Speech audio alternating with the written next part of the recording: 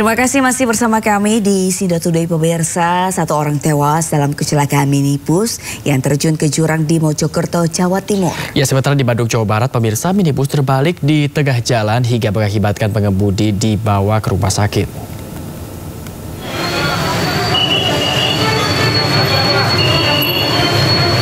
Sebuah minibus terbalik di Jalan Raja Wali Barat, Kecamatan Andir, Kota Bandung, Jawa Barat. Kejadian bermula saat mobil melaju dari arah Cimahi menuju Coroyom dengan kecepatan tinggi.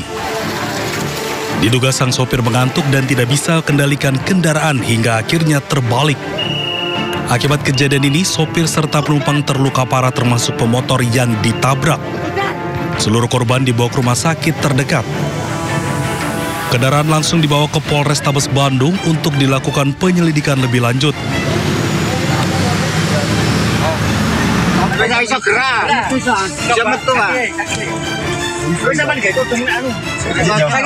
Sementara itu di Mojokerto, Jawa Timur, sebuah bus terjun ke jurang. Kejadian ini diduga karena mobil mengalami remblong. Akibat kecelakaan ini, satu penumpang tewas dan satu terluka parah. Sementara 4 lainnya luka ringan. Korban luka dibawa ke rumah sakit terdekat. Kecelakaan ini ditangani aparat kepolisian Mojokerto. Tim Liputan iNews melaporkan.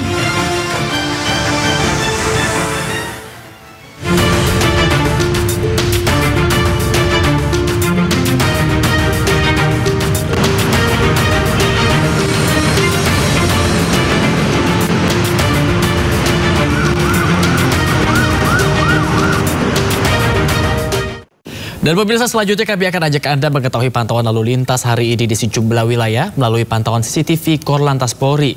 Dan kita akan bergabung dengan Brigadir Aniza di studio NTMC Polri.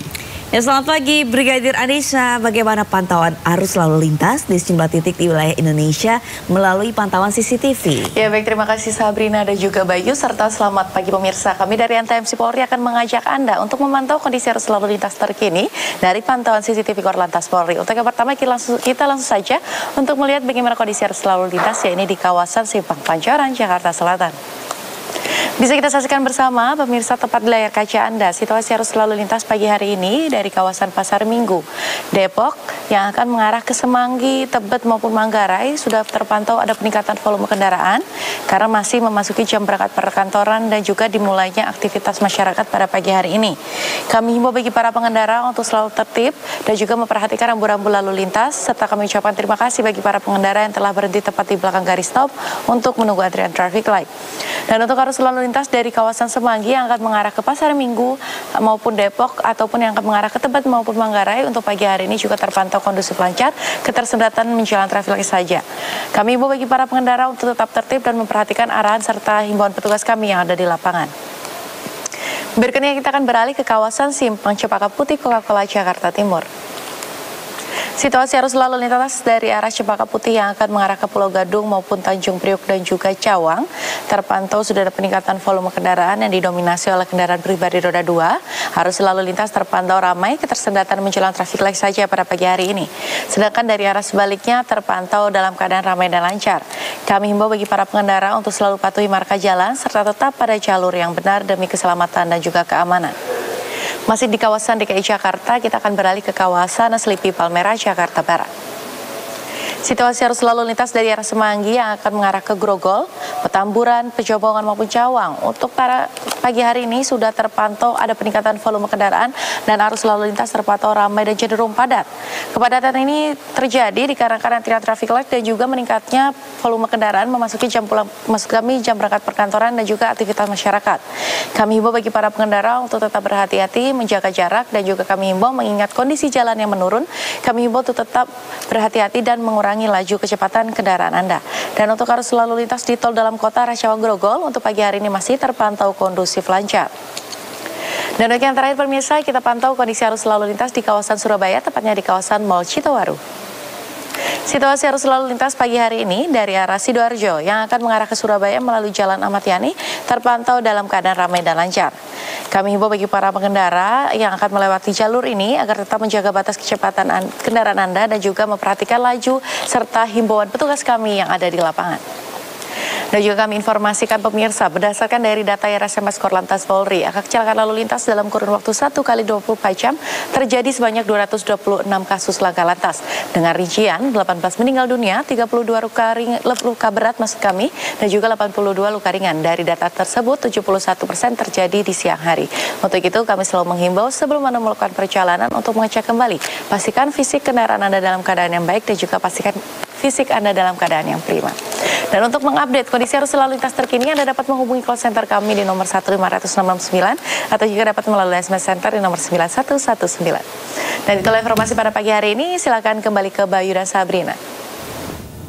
Baik, terima kasih Brigadir Aniza atas laporannya dari studio NTMC Polri. Selamat bertugas kembali dan salam presisi.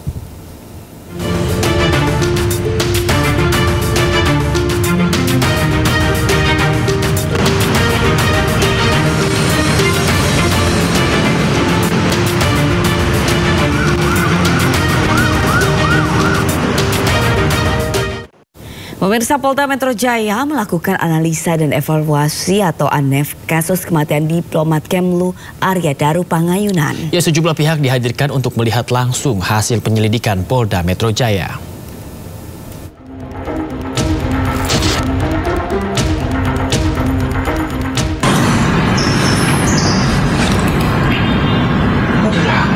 Hah? Foto, Pak. Apa? Foto dilakban mulutnya. Hah? Mulutnya kok dilakban itu? Loh, foto, Pak. Saya nggak mau. Polda Metro Jaya menyelenggarakan gelar perkara kasus kematian diplomat Kemlu Arya Daru Pangayunan yang ditemukan meninggal dunia dengan kepala terlilit lakban kuning. Gelar perkara ini dilakukan guna memastikan ada tidaknya tindak pidana dalam kasus kematian Arya Daru Pangayunan. Gelar perkara ini dilakukan dengan menyertakan para ahli mulai dari ahli autopsi, ahli psikologi forensik, ahli laboratorium, dan ahli siber. Selain ahli, juga turut dihadirkan tim pengawas eksternal dalam gelar perkara ini seperti Komnas HAM dan Kompolnas. Komisioner Kompolnas M. Hoirul Anam mengatakan dari hasil penyelidikan kali ini ada hal signifikan yang akan diungkapkan. Anam berharap dalam gelar perkara hasil penyelidikan ini sudah ada hasil autopsi yang bisa membuat terang penyebab kematian korban. Anam juga berharap pihak keluarga dapat menerima informasi secara langsung atas penyelidikan penyebab kematian korban. Dalam kasus ini, tim penyelidik Polda Metro Jaya akan memutuskan apakah kematian Arya Daru Pangayunan karena bunuh diri atau dibunuh. Gelar perkara ini dilakukan setelah 20 hari kasus tersebut ditangani kepolisian. Tim Liputan Anyus melaporkan.